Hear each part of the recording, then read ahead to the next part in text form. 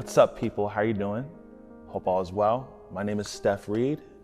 I'm a Grammy Award nominated music educator. I'm an independent artist who's been featured on Afropunk, Vibe Magazine, Essence Magazine, traveling the world, doing my art from everywhere from Cuba to London, to Toronto, Santiago, Chile, and all across the United States of America. And I'm also a community activist. So what I really want to convey and communicate right now is just where I'm coming from.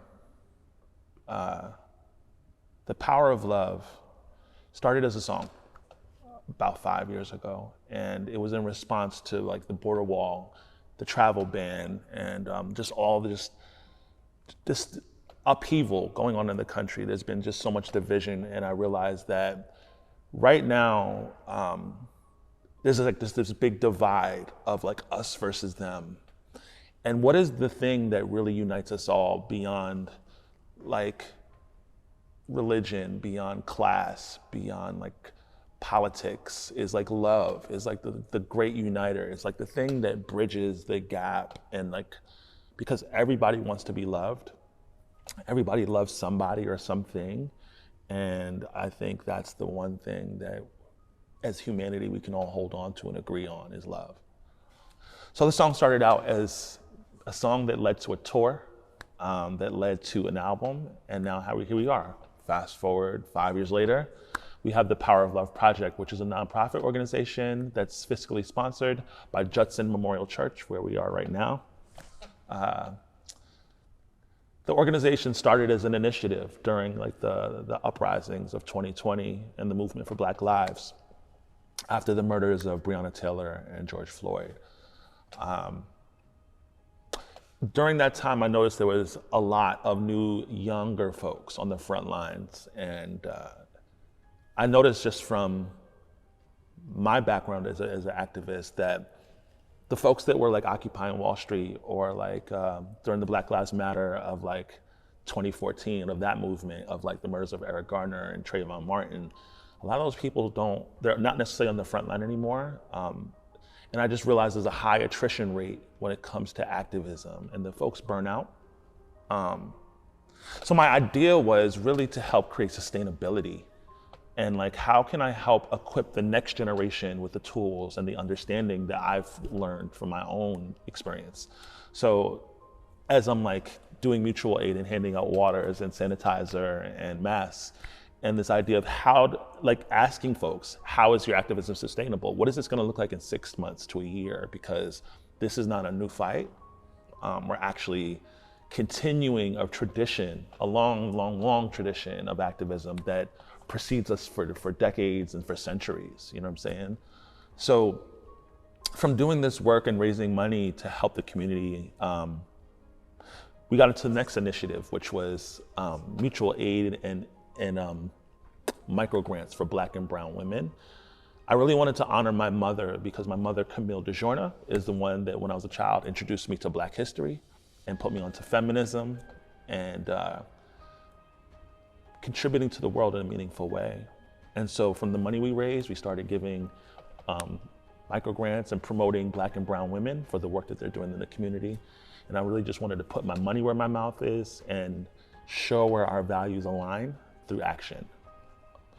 Since then, we've got onto other projects like voter registration concerts, helping folks to get active, vision board workshops, and even Freedom Summer, which is one of our most important projects, I believe, is like really getting young people to process their thoughts and feelings about the world around them, creating a safe space where young people can lead, creating a safe space where young people can innovate, where they can, as Nina Simone said, an artist must reflect the time that they're in.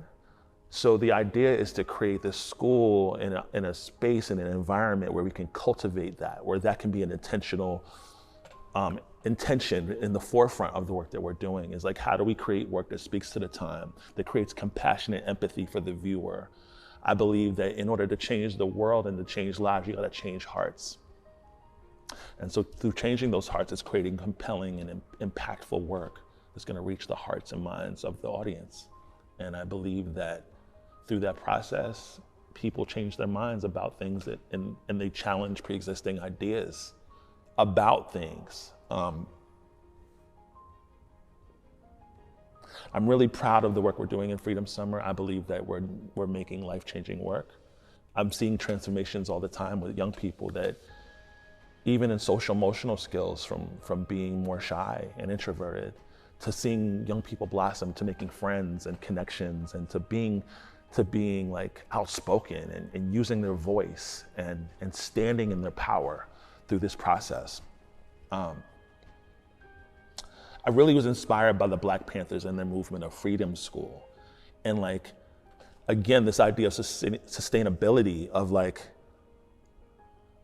I really believe that by training the next generation of abolitionists and revolutionaries and change makers and freedom fighters, that we will always have like an incubator for change. That the next,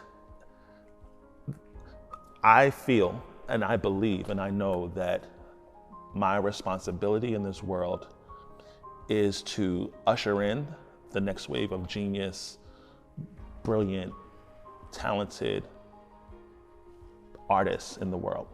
And I'm committed to that. I'm committed to that, to cultivating them and bringing in the best teaching artists I can find that are committed to change, to committed to their craft, and to making a difference through their work. And I'm excited for where we're going, and we need your help.